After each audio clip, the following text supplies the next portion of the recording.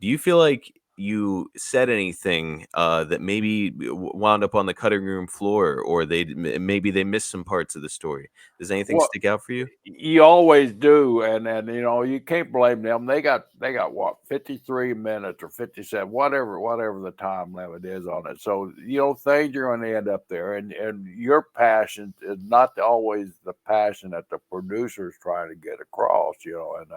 And so I'm not pointing any fingers or upset about anything. I understand timing of a show.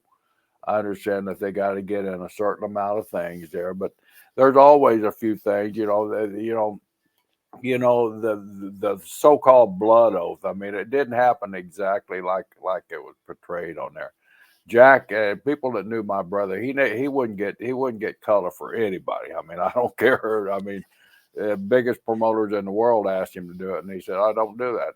Eddie Graham told me to never do that. As Eddie Graham told me the same thing, don't ever do that because the way you guys sell is more than convincing. You don't need a pool of blood to lay in to convince the people that you're hurt or upset. So that part of it where finally Jack just okay, Oldie, it's stupid. I mean, we're not 13-year-olds, and we're not playing cowboys and Indians here. Yeah, or Polacks and Indians as far as Oldie was concerned there. But here's the deal.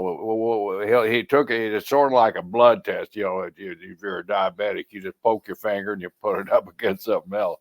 Oldie was trying to gig himself with some rusted out and he didn't have a knife in his pocket. I'm sorry to the young man that said that, but he did not have a knife in the pocket. Matter of fact, we did find a knife, but it was. I live out on Orange Grove in Florida. I have a knife that I carried around that I peeled my oranges with so I could see how the sweetest one. So we took that out and Oldie with his old rusted beat up knife and it dull as hell. And I gotta give Oldie credit; he was digging like crazy, but he finally found a little bit there. But Jack and I ended up pricking our fingers. But that's not the story. The story is that he accuses us of breaking the oath. What oath? I mean, we're grown up to, hear a word there, on paper, is good enough. But what the deal was, he would pay us X amount of dollars for the time and continue with his pay. And he stopped our payments and was claiming, well, the office didn't make any money. Okay, we can understand the office didn't make any money because of your booking only. So out of that, also, are you taking a pay cut? Well, hell no, I'm doing all the work, so I'm not going to take a pay cut. I said, well, if you're not taking a pay cut, then screw you. You're breaking your oath. So he was that was the biggest part of my complaint that they didn't get in.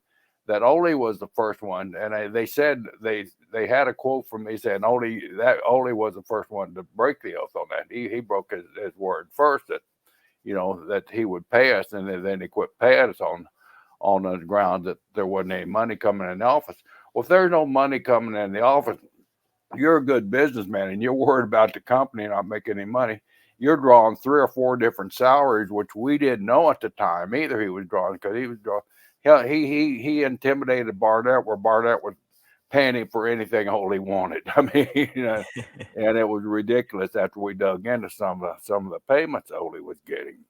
He was, I mean, and I don't blame Ole. Ole had a sweetheart deal there, and he was milking it for all he could get. But we reached a point where, okay, if you're making all this money, then the stockholders need to make some money too. We had stockholders that were old and Paul Jones that was depending on that money coming in, and he wasn't getting a dime. Him and his wife was getting sick with Alzheimer's. He was on the early stages of dying himself, so they needed money for medical expenses. So they weren't getting any money, and none of the other stockholders were getting anything. So we of course lost our stipend that we agreed to with Ole, and Ole continued his pay. So Jack met with him in Baltimore. I think when Georgia were in Baltimore, it kind of invaded Vince's territory up there, and told Ole, "Hey Ole, if you're not going to take a pay cut, we're definitely going to do that. We got to make a move here." Oh, hold on. As Ole tried to talk Jack out of it, and Jack just shaking his head, "Okay, whatever." And we went on like that. So that was the biggest thing for me that they did not cover, because your word means a lot, and he said my word. I went back on my word when we weren't the first one to go back on the word. That was the biggest thing that I got. And as we're talking, I'm old and my memory will start jogging to more of the stuff that I felt that they left out.